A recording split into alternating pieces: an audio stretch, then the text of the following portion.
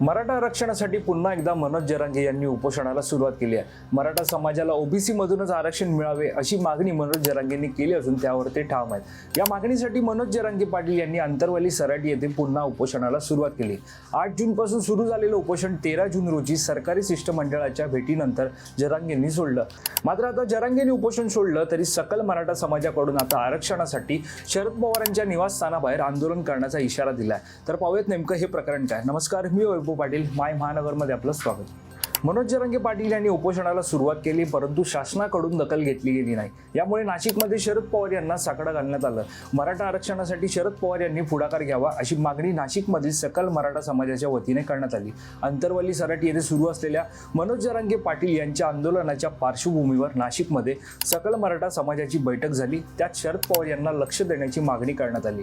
आता पाहूयात नेमकं काय म्हणाले होते आंदोलक। शरद पवारांनी पक्ष फुटल्यानंतर महाविकास आघाडीचे जसे नेतृत्व केले तसे मराठा आरक्षणासाठी आपण सर्व पाठिंबा देणाऱ्या पक्षांच्या नेत्यांना सोबत घ्यावे।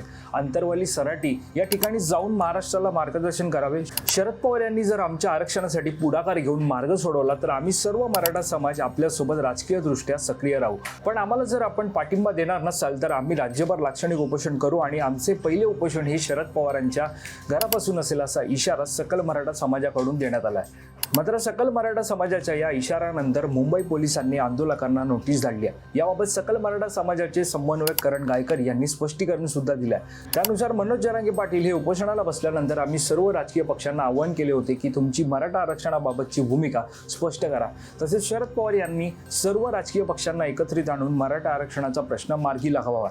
मराठा आरक्षणाबाबत सर्व राजकीय पक्षांची भूमिका स्पष्ट करावी। याबाबत आम्ही पत्रकार परिषद सुद्धा घेतली। त्यानंतर राज्य सरकारच्या शिष्टमंडळाने मनोज जरांगे यांची भेट घेतली।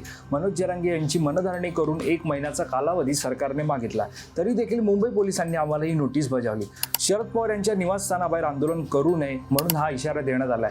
त्याचा आम्ही निषेध व्यक्त करतो। कितीही नोटिसा दिल्या तरी आंदोलनापासून आम्हाला कोणीही रोखू शकणार नाही।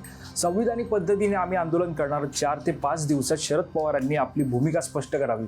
महाविकास आघाडीची मोठ बांधून लोकसभा निवडणुकीत जसं विजय मिळवला तसाच मराठा समाजाला न्याय देण्यासाठी शरद पवारांनी पुढाकार घ्यावा। सरकारने मराठा समाजाच्या मागण्या मान्य कराव्यात। मागण्या मान्य झाल्या नाही तर आंदोलन करणारच असा इशारा सुद्धा सकल मराठा समाजाकडून देण्यात आला।